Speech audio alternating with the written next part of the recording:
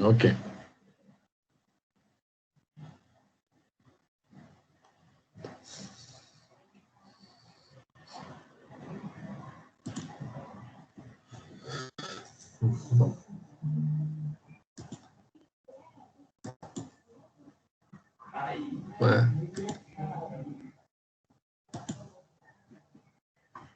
Ok. Então, nós olhamos um pouquinho de Cavalcante, né? Lembrando que todos os intermediários catiônicos, aniônicos e radicalares, eles estão presentes nas reações orgânicas. Então, alguns deles nós teremos a oportunidade de discutir logo, logo mais, quando a cadeira avançar na parte de reações. Então, o segundo tipo são os radicais livres. São espécies, como nós vimos, né, deficientes em elétrons, tem 7 elétrons, e um deles é desemparelhado. Então, tu tem um orbital com apenas um único elétron.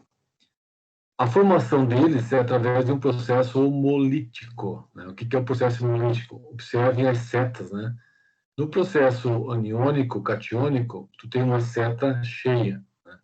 No processo homolítico, a seta é representada desta forma. Né? É uma meia seta. Então, uma linguagem da química orgânica. Né? Não é uma seta cheia. Então, no processo homolítico, a ligação se quebra. Os dois átomos originais, cada um fica com um elétron, e essa espécie com elétron desemparelhado chama-se espécie radicalar. Tá? Como eles são formados? Né? Através do aquecimento, um processo térmico, ou através da luz, né? Fotólise. A luz é importante porque, se vocês lembrarem, as cores e a frequência de cada comprimento de onda da luz tem uma certa energia correspondente. Então, por exemplo, a luz vermelha tem uma energia de 167 kJ por mol. A azul, 293. Mas o mais importante é o uso do ultravioleta, né? Cuja energia é de 586 kJ por mol. Então, esse valor aqui é mais do que suficiente para romper as ligações químicas, na média dos compostos de carbono. Tá? Se você converter em quilocalorias, é só você lembrar, né, que uma caloria é 4,184 quilojoules. Então, é um valor extremamente grande. Né? Então, a luz ultravioleta, ela sim pode romper, quebrar as ligações carbono-carbono, carbono-O, carbono-N, NH e assim por diante. Né? E aí formar os radicais livres. Do ponto de vista da saúde humana, os radicais livres são, na verdade, os principais agentes, né, que provocam a deteriorização, né, do tecido animal e vegetal, né, pela formação dessas espécies radicalares. Então, o envelhecimento se dá por um processo radicalar, não é por um processo catiônico nem aniônico. Bom, os radicais, em termos de estrutura, eles podem ter diversas formas. Né? Normalmente, eles são na forma de piramidal. Então, um híbrido sp3. Dependendo do radical, por exemplo, o radical metila, ele interconverte rapidamente de uma pirâmide para outra. Né? Ele inverte a configuração. Os radicais mais substituídos, uma tecnotila, ou difenil, algo assim, né? Eles são mais rígidos. Né? E pode ter a forma planar, né? Mas a planar é intermediária dessas duas aqui. Na forma planar, o carbono é sp2, observe aqui o sp2, né? O orbital P perpendicular aos ímpetos sp2, então esse orbital P carrega não a carga positiva, mas sim o elétron desemparelhado. No sp3, é simplesmente um híbrido, né, que tem uma estrutura semelhante a um carbono tetraedro. Tá? Bom, quando nós olhamos do ponto de vista histórico, o termo, né, o assunto radical livre, ele nasce lá no início do século XX, né? E muito do que se tem do ponto de vista histórico é devido a Gomberg. Então, um cientista americano que introduziu, né, essa química dos radicais. Né? E ele escreveu um artigo, e aí no artigo ele diz que essa área é reservada a ele, a mais ninguém. Né? É uma certa arrogância dele, mas... Né? E o radical que ele isolou é o trifenil metanol, metil, tá? É o radical isolado. Bom, os radicais, como é que eles se comportam? Então, por exemplo, aqui, ó, o cloro radicalar, tá? Tem um elétron livre. Tá? Se você olhar além do cloro, você pode pegar o bromo. Então, bromo e cloro, na forma radicalar, foram obtidos por processo de fotólise. O que eles fazem? Eles interagem com as moléculas orgânicas. Né? Então, por exemplo, numa reação de cloração, tu tem o cloro radicalar abstraindo hidrogênios de alcanos, de um propano, de um isopropano e assim por diante. Né? Formando os radicais primário, né, que é primário, o radical secundário e o radical terciário. O que eu quero mostrar com esses dois dados? Os mesmos radicais formados aqui, né, primário, secundário e terciário, e aqui embaixo são os mesmos. Apenas o agente que provoca a formação é diferente. Né? Então, numa situação, tu tem um processo exotérmico, e na outra situação o processo é endotérmico. Quer dizer, a reação de bromação radicalar, ela é muito mais favorecida do que a reação de... Desculpa, a reação de cloração, né, radicalar é muito mais favorecida do que a reação de bromação. E essa conclusão nós tiramos a partir das energias, das entalpias, entre o que é formado e o reagente. Então, produto e reagente, a entalpia positiva aqui e a negativa aqui. Então, é mais fácil, a reação é mais rápida. Isso quer dizer que o cloro é um radical mais reativo, mais perigoso. Tá? Já o bromo, ele é mais seletivo. Tá? Os radicais são os mesmos. Ok, então nós vamos olhar entre eles. Qual é aquele que tem a maior facilidade? Quer dizer, quanto mais negativo é o ΔH, mais rápida a reação. Então, de novo, ó, o intermediário terciário é mais estável. A reação é mais rápida e a energia de ativação também é menor. Comparando um processo endotérmico, a gente pode fazer a mesma coisa. Né? Aqui, ó. O primário é mais difícil de ocorrer, 59 é a entalpia. O terciário, apesar de positiva, é menor, o valor é menor, até mesmo no modo endotérmico, com o terciário a reação é mais rápida. Tá? Então, isso corrobora o fato de que os intermediários terciários são mais estáveis, né, do que os primários, do que os secundários. Então, isso vale para carbocátion e vale para radicais livres. Bom, se nós agora olharmos as energias das ligações, né, então, por exemplo, no metano, etano e propano, carbono do centro, né, e no terciário. Então, o terciário, o secundário, o primário e o metilo. Observe as energias 105, 101, 99 e 97. Então, quanto menor a energia de ligação, mais fácil é o processo. Mais fácil é a abstração do hidrogênio. Mais rápido se forma o radical livre. Então, ele é de menor energia e ele é mais estável. Quando agora nós olhamos, então, as energias de dissociação, nós olhamos uma estrutura que é carbono cabeça de ponte, de novo aqui, né? Ó, o exemplo A e o exemplo B. Eles corroboram lá o fato dos carbocátions em carbono cabeça de ponte não são formados. Aqui é mesmo, aqui é diferente, né? Esse radical livre, ele é preferencialmente na forma piramidal. Então, ele não prefere a forma planar. Então, o radical em A e B é formado, diferentemente daqui, em que não se formava um carbocátion em carbono cabeça de ponte. Bom, outros exemplos das energias de dissociação, você vai enxergar agora, por exemplo, aqui, um terciário, um anílico e um benzílico.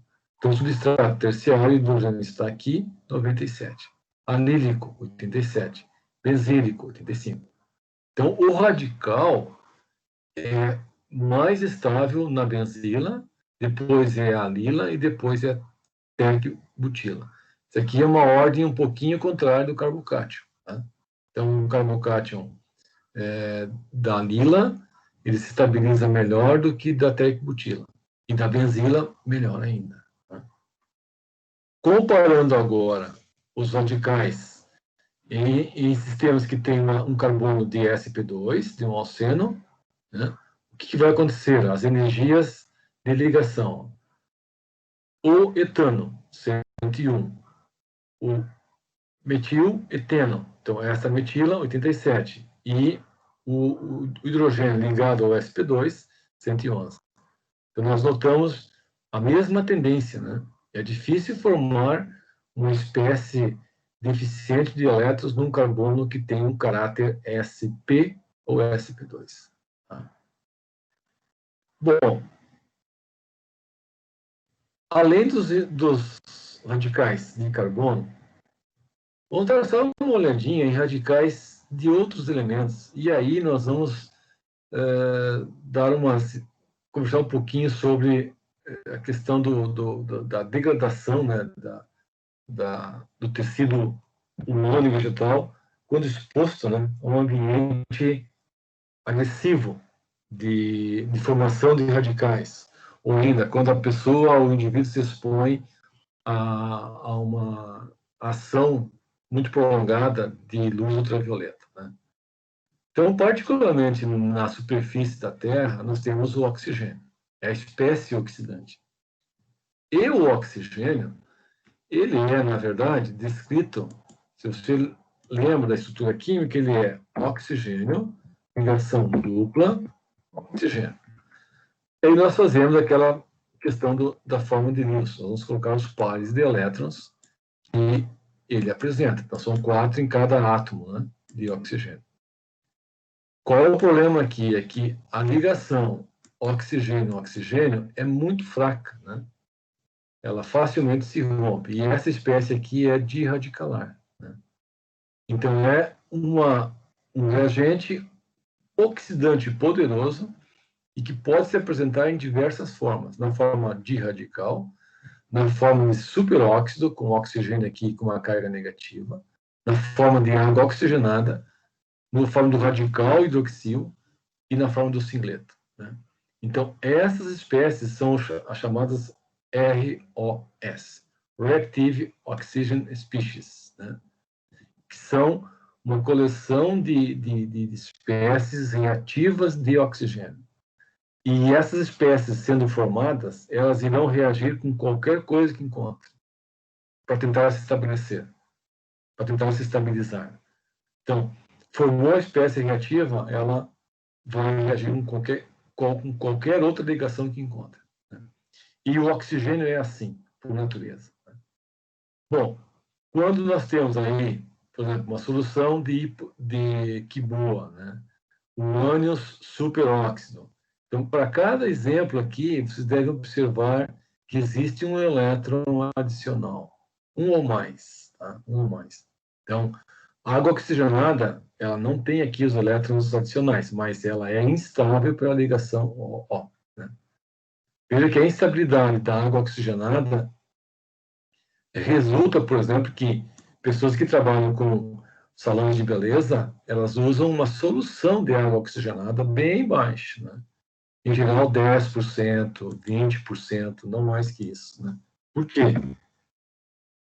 Porque se você tem uma solução de água oxigenada muito concentrada, de 50%, quando se começa a agitar esse frasquinho, a agitação faz com que as moléculas adquiram energia cinética. E essa energia cinética vem dos choques entre as moléculas e as paredes, né? E esse incremento de energia cinética é fatal, né? E quando eu digo fatal, não é por nada que quem não é por nada que quem trabalha na área sabe disso. Então, H, O, ligação simples, O, H. O que acontece aqui é que essa ligação química entre os dois átomos de oxigênio, a energia é tão baixa, na faixa de 30 quilocalorias por mol. 30 quilocalorias por mol. Se você pegar a energia da radiação no vermelho, que é a luz natural, ou no azul, você vê aqui, 293 quilojoules. Se você dividir por 4, tá? Eu tenho aqui quase uns 60, 70 quilocalorias. Aqui, né? E esta ligação O na água oxigenada, o valor dela na faixa 30 quilocalorias. Então, a agitação térmica é suficiente para degradar espontaneamente. E essa degradação espontânea vai liberar energia, e o que é pior, libera uma espécie reativa de um lado e uma espécie reativa do outro. Desculpa aqui a setinha, tá? Então, libera a espécie radicalar hidroxila. E aí o evento é multiplicativo, o evento é em cadeia. Libera a espécie reativa, libera energia, e aí a reação em cadeia é uma explosão, né? Então, muito cuidado. E existe uma espécie reativa, o óxido nítrico, que é uma espécie radicalar, né? E essa aqui é uma espécie bem interessante, né? Acho que vocês devem saber, né? Quer dizer, né? É uma espécie que ativa, né, o desejo sexual, né, entre homens e mulheres, né? Bom, um pouquinho mais desse assunto, né?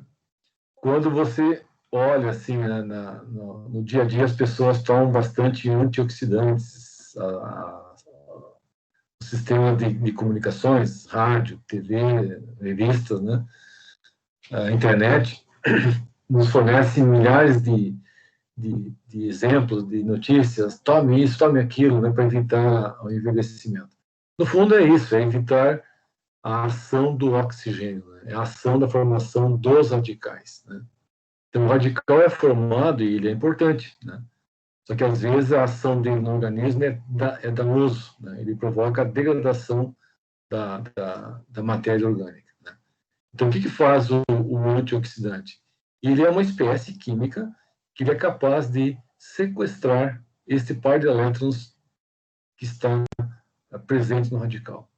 Ou ele sequestra, ou ele se liga ao radical. Ele torna o radical inativo, né? Bom, os principais antioxidantes você já conhece por nomes. A vitamina C, o ácido ascórbico, né? O ácido úrico, a transferina e outros, entre outros, né? Beta-caroteno e assim por diante. O mais, acho que mais popular, além do ácido ascórbico, é a vitamina E. Tá? E intracelular existe uma enzima chamada de glutationa, né? E essa glutationa, tiona, é enxofre, tá? É aquela enzima que tem ligações de enxofre-enxofre. Por exemplo, no alho, nós temos muitos compostos de enxofre, e um deles é esse dialil disulfeto. Então, uma glutationa tem esta unidade aqui, enxofre-enxofre. Aí, é importante conhecer um pouquinho da estabilidade química. Enxofre e oxigênio, oxigênio. O que nós conhecemos? A ligação química no oxigênio e oxigênio é mais fraca que enxofre-enxofre. Enquanto enxofre-enxofre fica na casa de 60 quilocalorias por mol, né? Por mol. A ligação O, ela fica na faixa de 35 quilocalorias por mol. Então, as enzimas nossas, elas têm uma sequência de aminoácidos e alguns deles têm enxofre. E vão formar essa ponte enxofre-enxofre. E ela, o valor dela é de 60, vê que é um pouquinho acima, desculpa, um pouquinho abaixo de uma ligação carbono-carbono, mas muito acima da ligação O. Então, ela é, do ponto de vista térmico, ela é boa, tem uma boa estabilidade térmica. Então, o nosso organismo trabalha na faixa de 37 graus, tá? 37 graus. Então, nessa temperatura, a ligação SS não se decompõe termicamente, porque esse é o modo, ó, olha aqui, né? O modo de formação dos radicais pode ser por termólise. Então, por termólise, se a ligação permite, ela se quebra. Então, imagine o que seria da nossa vida se as nossas proteínas e enzimas se conectassem por pontes oxigênio-oxigênio. Olha aqui, ó, 35 quilocalorias, tá? É uma energia tão baixa, mas tão baixa, que na condição do pH humano, a temperatura de 37 graus, ela espontaneamente se rompe. E aí formam radicais. O que faz o radical no organismo? O radical, ele é especialista em se ligar ou danificar proteínas através do quê? Da quebra da ligação SS, formando um tiol. Nos lipídios, o que ele faz? Os lipídios, vamos lá, os lipídios apresentam, gente do céu, olha aqui, ó, eles apresentam ligações duplas no meio da cadeia carbônica. E o carbono sp3, vizinho à ligação dupla, tem uma energia de ligação que é mais baixa do que um alcano. Então, o que faz o radical livre? Ele é especialista, ele reconhece que naquele lipídio ele vai encontrar um carbono e aquele carbono está vizinho a uma ligação dupla. E aí, ele simplesmente faz a abstração de um desses hidrogênios. E aí, caros alunos, é fatal para a célula, né?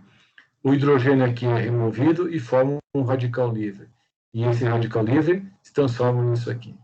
E aí começa a degradação da parede celular. E o envelhecimento inicia. Ou ele pode se ligar ou danificar o DNA e o RNA pela interação com as hidroxilas residuais da cadeia poliproteica. Tá? Bom, esse mecanismo é conhecido na área biológica de vocês, né, como mecanismo de Fenton. Né? É um processo de abstração, de formação de radicais livres mediados pelo ferro. Por que o ferro? Porque nós temos a ferritina, né? Nós temos enzimas com ferro 2, ferro 3. Então, observem que os ciclos, eles são radicalares, né? Eles são formados por 3 ou 4 fenômenos, um acoplado ao outro. Particularmente aqui, né? Ferro 2 se oxida para ferro 3. Então, um elétron do ferro migra para a água oxigenada. E ela se degrada em hidroxila negativa e o radical. E esse radical é que vai iniciar esse processo aqui. O que o organismo tem para combater o radical? Ele tem, na verdade, um sistema de quinonas. Então, o fenol se oxida a quinona e a quinona se reduz. Então, esse é um mecanismo que nós usamos para explicar, por exemplo, como que esses compostos tocoferol, ácido ascórbico, como é que eles atuam no modo antioxidante. Tá? Então, é fatal, né? Essa combinação ferro 2, ferro 3, o oxigênio que vem do ar, desta combinação gera o radical livre, e esse radical livre vai atacar proteínas, lipídios, DNA, e assim por diante. Tá? Existe um artigo muito interessante, que é esse aqui, se alguém tiver interesse, vai na internet e busca pelo DOI, né? Que são os Hybrid Volatolomics in Disease Detection, né? Que é a decomposição de compostos naturais, poliinsaturados, a partir dos radicais livres, formando espécies de menor tamanho, sempre mediada pelo ferro 2, ferro 3. E esse ferro 2, ferro 3 está presente, por exemplo, na enzima P450, o citocromo P450. É uma enzima gigantesca que tem no seu centro um anel da porfirina. E nesse anel da porfirina localiza o átomo de ferro, né? Um resíduo de cisteína, e esse ferro 2, ferro 3, ele transfere um ou mais elétrons. Desse mecanismo complexo, geram-se os produtos voláteis. E esses voláteis são detectados, né? Como você pode quantificá-los e verificar se a pessoa está ou não com alguma doença pela quantificação desses compostos voláteis, né? Então, você vai detectar uma doença pela expressão abnormal, né, desses produtos voláteis. Tá? Então, quem tiver interesse, dá uma olhadinha nesse artigo, que é muito interessante, que é exatamente explorando a ação dos ácidos, dos radicais livres em cima dos polyunsaturated fatty acids, né? Que observem aqui, né, a ligação dupla, só que entre elas tem um carbono sp2, um carbono aqui e um carbono aqui, ó, tá?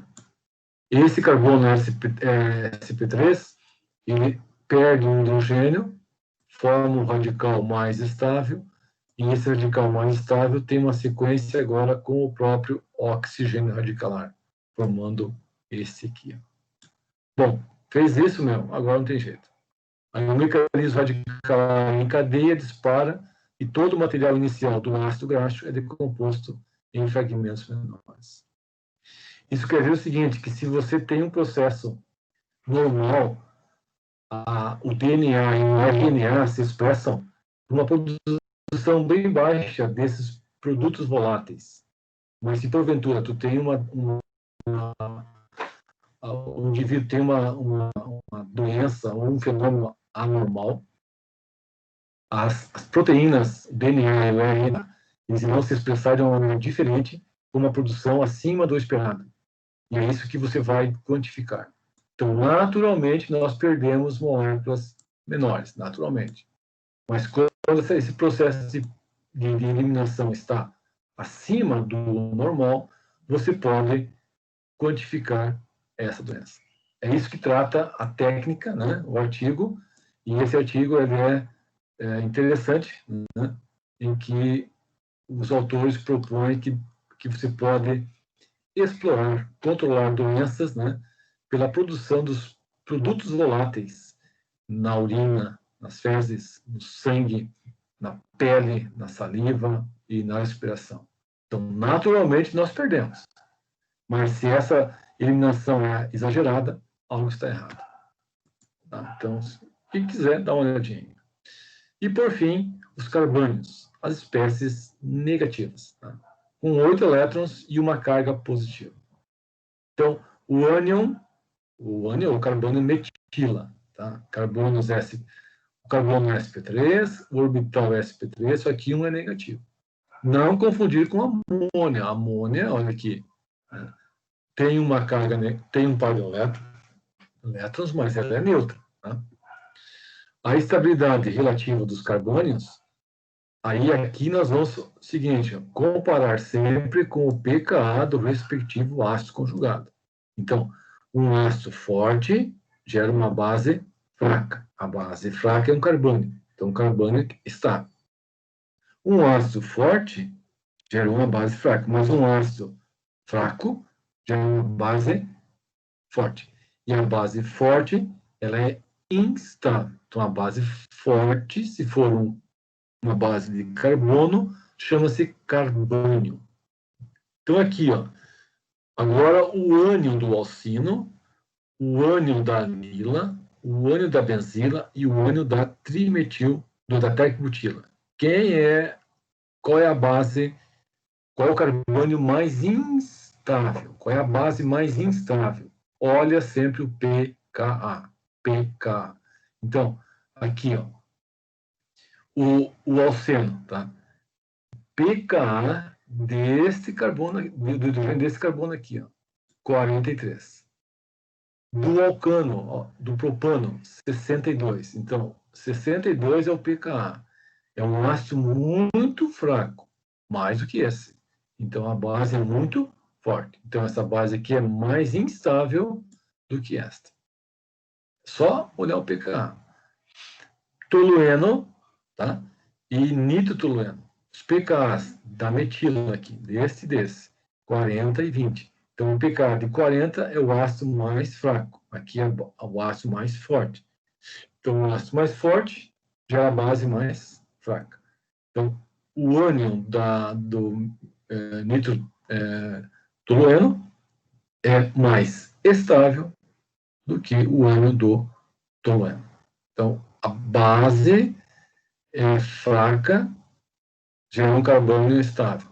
A base forte gera um carbônio instável. Então, nesta ordem aqui, nós vamos colocar entre esses dois, quem é mais estável. Só olhar, então, os pKs. Tá? Então, você vai estabelecer uma ordem de esse aqui é mais estável, depois esse aqui é mais estável, por exemplo. Deixa eu ver. Aqui, não, está aqui 43. Então, é o 1, o 3, depois é o 2 e depois é o 4. Como é que eu sei isso? pKa do alcino, 25. pKa do tolueno, 40. pKa do propeno, 43. pKa desse aqui, acima de 60. Então, o ácido mais fraco gera a base mais forte, ou, no caso, o carbônio mais forte.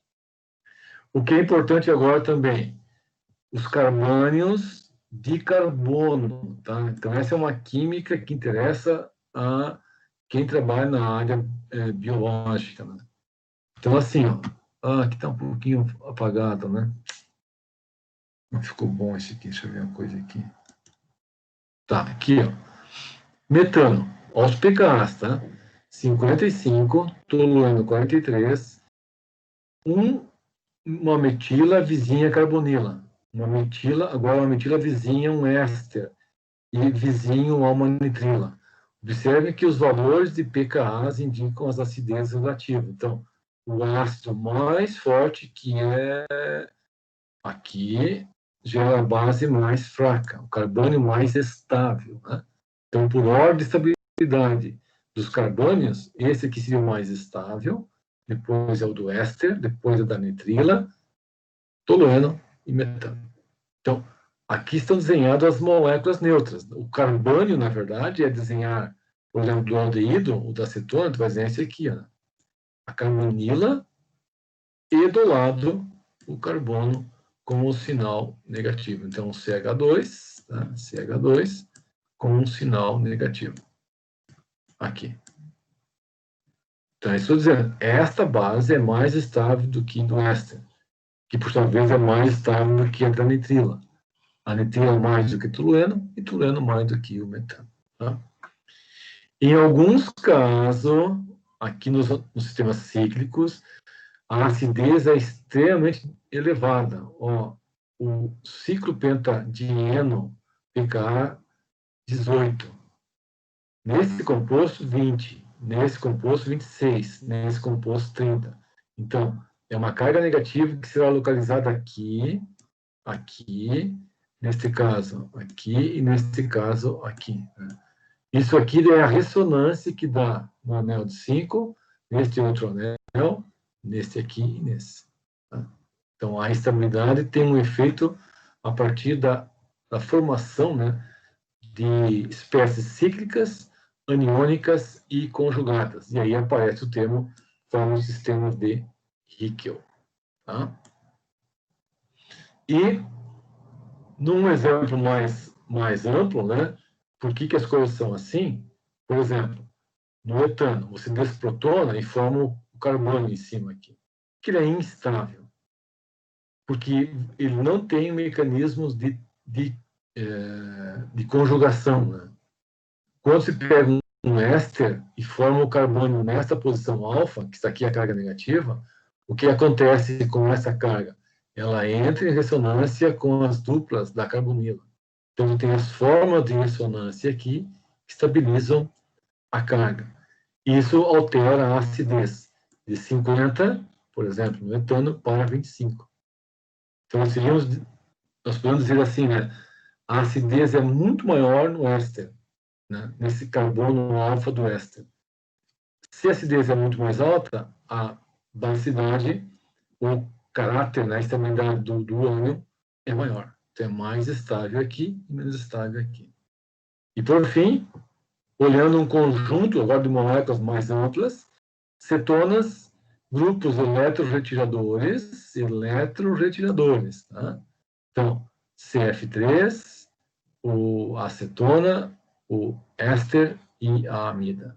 Então, nós queremos formar o carbônio nesta posição aqui, no carbono alfa, formar uma carga negativa aqui. Qual é o mais fácil? Neste. Qual que é o mais difícil? Amida. Por quê? Porque indo em direção à direita, os grupos são doadores de elétrons, oxigênio, nitrogênio. Tem um par de elétrons N aqui. E isso instabiliza a carga negativa na posição alfa. E o exemplo final, os dicarbonílicos, olhando sempre o hidrogênio aqui do centro. Tá? Do centro. É o mesmo efeito. Quando os grupos são doadores de elétrons, como é aqui, quando nós nos movemos à direita, os grupos são doadores de elétrons. E aí o carbono formado no centro aqui fica mais instável. E se fica mais instável, é base mais reativa. Né? Ou hidrogênio mais ácido aqui e menos ácido ali. Ok? Então, esse é um panorama desses intermediários. Nós vamos retomá-los, né, na medida que a gente avança na cadeira, mas você tem uma ideia do que nós queremos conversar. Tá?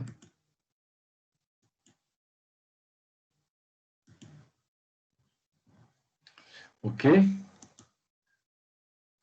Então, para sexta-feira, nós vamos discutir aquela lista. Por favor, tentem fazê-lo, né, que é importante. Certinho, professor. Tá? Eu vou agora desligar, então, parar a gravação. Tá?